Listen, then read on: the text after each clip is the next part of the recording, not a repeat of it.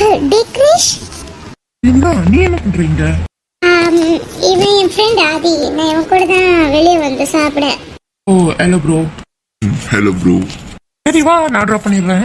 தப்பா மிஸ்காத, நான் வந்தது ஆதி கூட. நான் ஆதி கூட போயிட்டேன். நீ அடுத்த நாள் பார்த்துக்கலாம். சரிடி. சரி வாடா போலாம். சரிடி, வா போலாம். சார், எனக்கு கூப்பிட்டுருந்தீங்கன்னு மாதிரி சொன்னாங்க. நம்மளோட ப்ராஜெக்ட் சக்ஸஸ் ஆயிடுச்சு. ஸோ நான் இப்போ பார்ட்டி கொடுக்கலான்னு இருக்கேன். நீங்களும் வாங்க, எல்லா ஸ்டாஃபும் வராங்க. ஓ சரி சார். வரும்போது சாரி கட்டிட்டு வாங்க, ஏன்னா அந்த சாரி தான். Okay sir.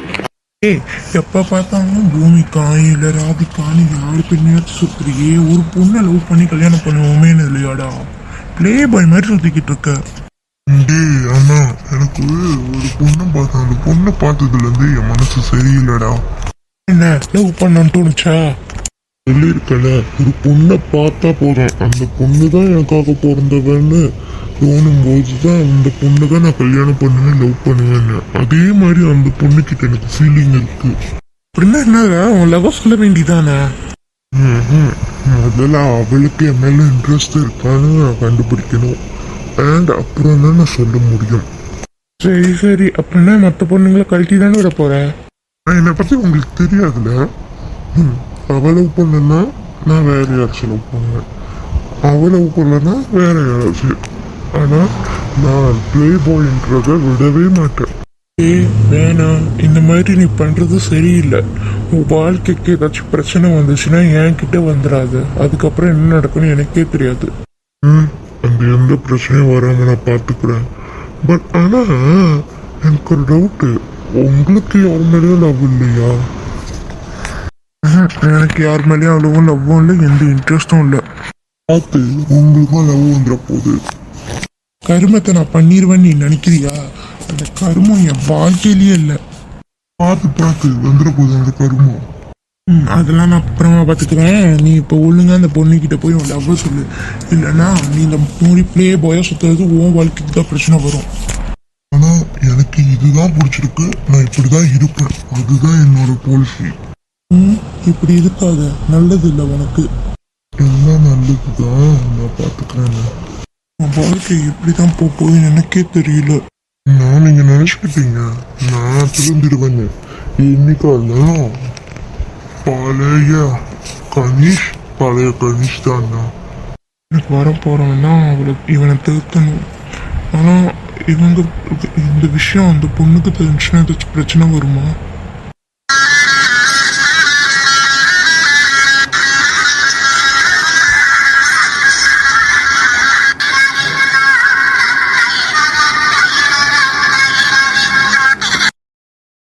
என்ன ஒரு லவ் பண்ற அவன் ப்ளே பாயா? ஏண்டி உனக்கு அறிவு ஏதாச்சும் இருக்கா? இப்போ நீ உட்காந்து கவலைப்படுறதோட அவன் லவ் பண்றதுக்கு முன்னைக்கு அவன் எப்படி, அவன் கேரக்டர் என்னன்னு நினைச்சிருந்தா இந்நேரம் இந்த பிரச்சனையே வந்திருக்காது. இப்போ நீ என்ன முடிவு எடுத்திருக்க? அவனை லவ் பண்ண போறியா? அறிவு கட்ட முண்டோம். இப்படியே நீ நினச்சிக்கிட்டு இருந்தா அவன் தான் அவன் தலையில முறக அடிச்சுட்டு போவான். இங்கே பாரு, நான் சொல்றது கேளு. அவனை பிரேக்கப் பண்ணுறது உனக்கு நல்லது. அந்த இடத்துல நானும் அவனை கூட அதுதான் பண்ணுவேன். ஏன்னா இப்போ வேற பொண்ணுங்க கூட பழகுவாங்க, அவன் நம்மளுக்கே எதிராக செய்வாங்க. நீ அவனை பிரேக்கப் பண்ண. அது மட்டும் இல்லாமல் எனக்கு குட்டிக்கிறவங்களும் இந்த மாதிரி மற்ற பொண்ணுங்க கூட பழகுறவனையும் சுத்தமாக பிடிக்காது. இப்படின்றவன் எனக்கு மட்டும் புருஷனை வந்தான், அவனை என்ன பண்ணன்னு எனக்கே தெரியாது.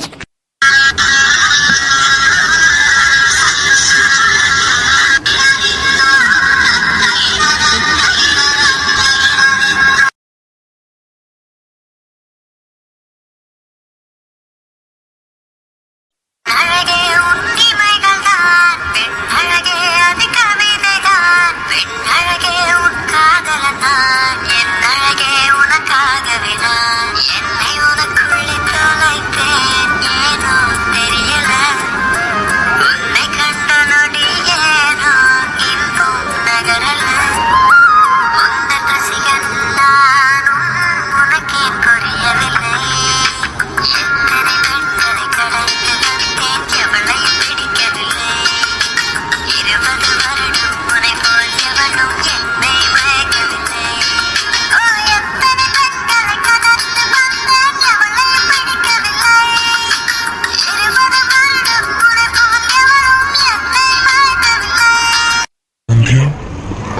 சாரியில் ரொம்ப அழகா இருக்கடி. இருங்க. ஆமாம், ஆஃபீஸ் ஃபங்க்ஷன் நீங்கள், பட் ஆனால் யாரையும் காணும். அது மட்டும் இல்லாமல் வாடி போடின்றீங்க, என்னது இது? சந்தியா, ஐ மீன் நான் உங்ககிட்ட ஒரு இம்பார்ட்டண்டான ஒரு விஷயத்த சொல்லணும். என்ன இம்பார்ட்டண்டான விஷயம்? சந்தியா, இரு. ஏய், நீ என்ன பண்ற? என் அம்மாவோட ரிங்கு. நான் கல்யாணம் பண்ண போறவளோட கையில தான் இதை போடணும்னு இருக்கேன். ஆனா நீயே இதை எனக்கு போடுற? எனக்கு பிடிச்சவளுக்கும் நான் கல்யாணம் பண்ண போறவளுக்கும் தான் இந்த ரிங்கை பண்ண. அது நீதான். உனக்கு நான் எப்போ உனக்கு ஃபர்ஸ்ட் டைம் கிஸ் பண்ணேன்னா அப்பயே எனக்கு உன் மேலே ஒரு லவ் வந்துச்சு. அதை என்னால் புரிஞ்சுக்க முடியல. பட் நான் எப்போ உன்னை கிஸ் பண்ணணும் அப்போ எனக்கு அந்த லவ் கொஞ்சம் கொஞ்சம் புரிய வந்துச்சு. ப்ளீஸ் என் லவ்வை நீ ஏற்றுக்கிறியா? அது வந்து ஐ லவ் யூ. உண்மையாவோ? நீ லவ் பண்ணுறியா? ஆமா, எனக்கு உன்னைய முதல்ல இருந்தே ரொம்ப பிடிக்கும். ஐ லவ் யூடா.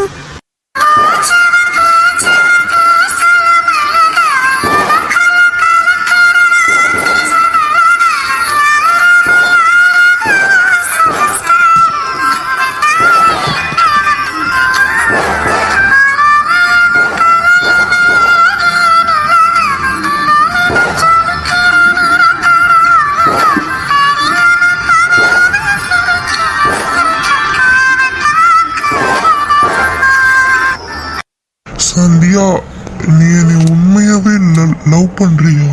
விஜய், நம்மளுக்குள்ள வந்த சண்டைகள், குட்டி குட்டியான அழகான விஷயங்கள், அதை நினச்சி நினச்சி நான் டெய்லி சிரிப்பேன். அதுதான் எனக்கு உண்மையில இன்ட்ரெஸ்டிங் வர வச்சுச்சு. ஐ லவ் யூடா. அப்படின்னா ஏன் அன்னைக்கு கிஸ் அடிக்கும் போது என்கிட்ட ரொம்ப எமோஷ்னலாக பேசினேன்? அது வந்து அப்போ எதுவும் தெரியாதுல, அதான். சரி, ஐ love you. Vijay, I love you. நீ தூக்குறியா? கையில தூக்கி வச்சுக்கிறியா? சரிடி, இப்போ பாரு. அம்மாவுக்கு அடுத்து நான் உன்னைய தாண்டி பார்க்குறேன். I love you. I love யூடா. I love you so much. நான் இப்போவே கட்டிக்க போகிற பொண்ணு தவிர்த்து வேறு எந்த பொண்ணையும் பார்க்க கூட நான் இல்லை. நான் எனக்கு உன்னைய தாண்டி பிடிச்சிருக்கு. ஐ லவ் யூ. அன்னைக்கு தெரியாதனமாக கிஸ் அடிச்சதுக்கு இப்படின்னா இப்போ தெரிஞ்சு அடிக்க போகிறேன். என்ன பண்ண போகிறேன்னு பார்க்குறேன். வேணா எனக்கு கராத்தே தெரியும், அடிச்சிடுவேன். அப்புறமா அடிச்சிட்டேன். இப்போ நான் ஒன்று பண்ணுவேன், ஒன்று கொடுக்கணும்.